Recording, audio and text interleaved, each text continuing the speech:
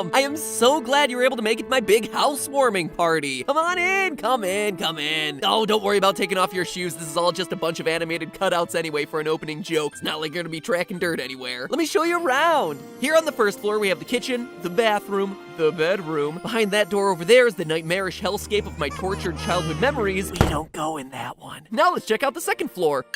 Watch your jump. They may look a bit small, but don't worry, you'll be just fine. For some reason. Up here we have the great room, my security office, a room dedicated to my everlasting regret over my dead children's birthday, and the room inexplicably filled with water. Isn't it quirky? I like to think this house has personality. I know, it's a little bit big for a family of two. Oh, and careful of those boxes, but I think we'll grow into it nicely. And just you wait until I show you the basement.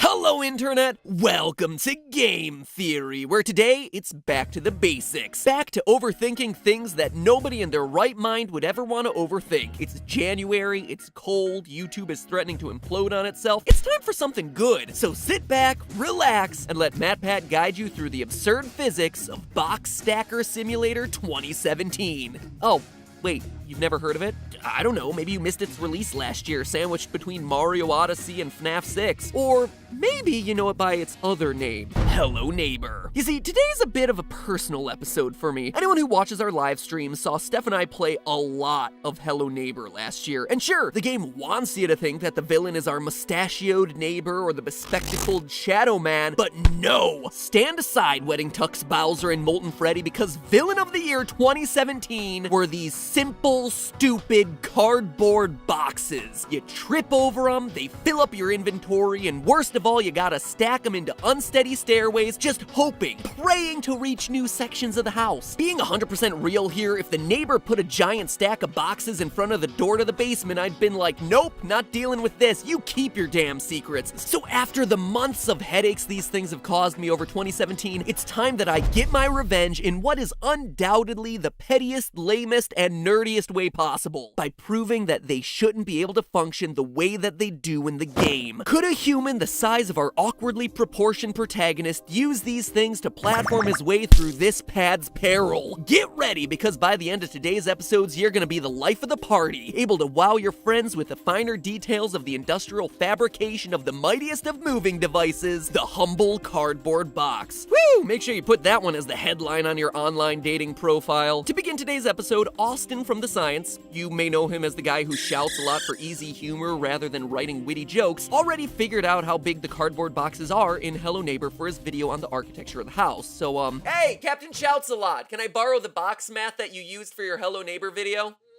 No! You were mean to me! And I have to update my Twitter account with more hot takes! Calm down there, Screamo. Need I remind you that you started a hashtag protest because I merely suggested that you swear less in your videos so you could not get demonetized? Plus, you do shout a lot. Okay!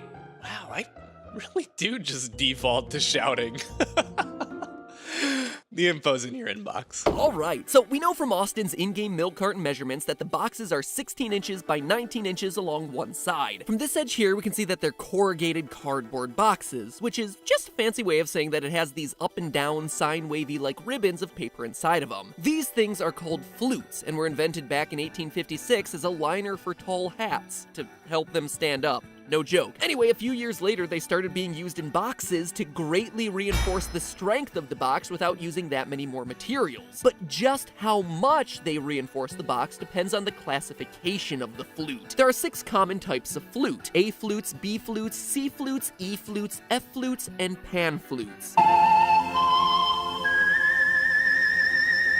No one likes the last one. Each letter classification refers to a different number of waves in the paper per foot. So by counting, I was able to determine that the neighbor is using specifically E-fluted boxes, which have much smaller, tighter waves, thereby making these boxes much more crush resistant than the other classifications that have much taller waves. We can also tell just by looking at the box that it's a single-walled construction. The stronger double-walled varieties would have a piece of fiberboard in the middle separating two layers of flutes. Our boxes don't have that. Lastly, how the box is folded plays into how strong it is. This particular form of box construction is what's called a regular slotted container. It's just some flaps that you have to fold in and tape shut. This type of box is the one that you've used to move like dozens of times. And if you think that's a big no-duh moment, well, consider this. As I was researching the industrial manufacture of boxes, I found that there are over 12 different box folding patterns in just lists of basic designs. It's crazy how many different ways you can make a box out of just some simple folded paper, each one with various pros and cons. Anyway, with all of that information in hand, we have everything that we need to solve today's theory because of a little thing called the edge crush test. You see, boxes are used all over the place, but most prominently in warehouses. So smart engineers quickly realized that the most important part of a box's functionality was how much you could stack on top of them. Enter the edge crush test, or ECT, where engineers take a strip of cardboard and see how much weight it takes to crush it. It's like the hydraulic press channels on YouTube, but way less exciting because, you know,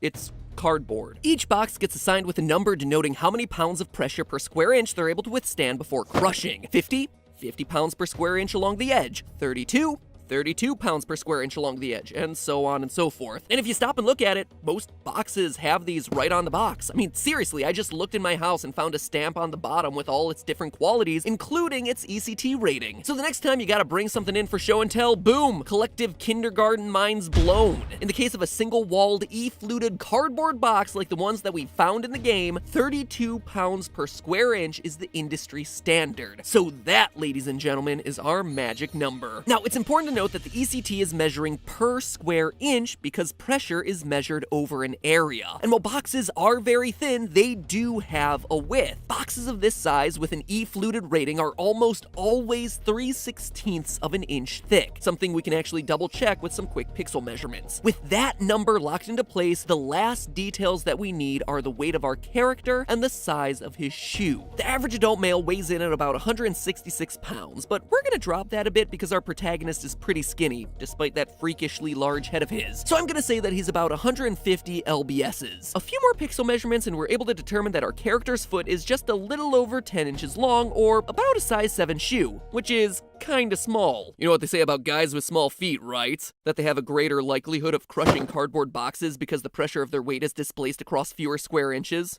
Don't I know it? And with that, we can finally get our answer. Two 10-inch long feet standing on a box edge 3/16 inches wide means that when our protagonist is standing on the box, he's exerting pressure over an area of 3.75 square inches. 150 pounds of weight over 3.75 square inches gives us the final total, 40 pounds per square inch of pressure. Well over the 32 pounds per square inch most single-walled, regular slotted, E-fluted corrugated cardboard boxes rate at. Ha ha! Busted! Get dunked on! I knew you were nonsense boxes. I would teabag you right now, but I just scientifically proved that you would get crushed under my weight. Long story short, my quest for petty, nerdy revenge is at its end. I am vindicated. I've gotten the monkey off my back by demonstrating with science how a fake virtual box could not and would not work as a platforming device in this game and would instead get crushed under the weight of—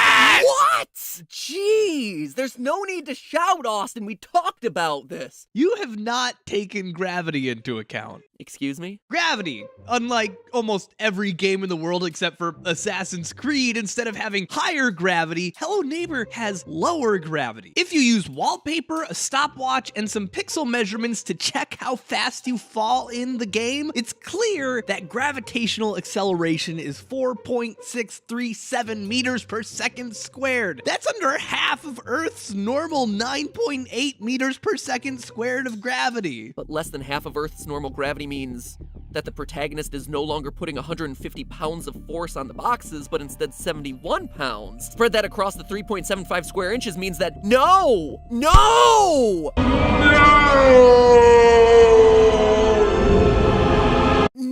15 pounds per square inch? That means he's well under the crush test rating.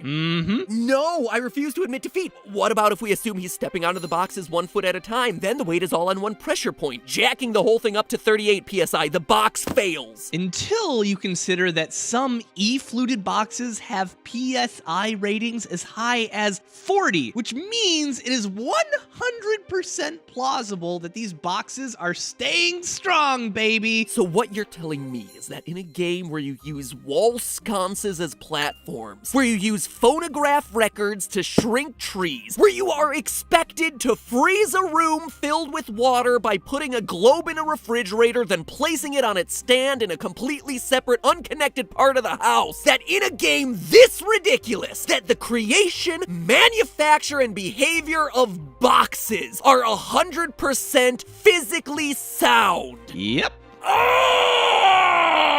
There's no need to shout, Matt. The boxes beat me again. I can't win. I hate this game. I hate this game. Yeah, you should have covered the umbrella. That thing is ridiculous. Never again. Never again. Well, maybe once or twice more to cover the umbrella physics and then one final theory to tie up all the lore in this game, but never again with the boxes. No. You and the FNAF fan are not welcome here anymore. And in the meantime, remember, that's just a theory. A game theory. Thanks for watching.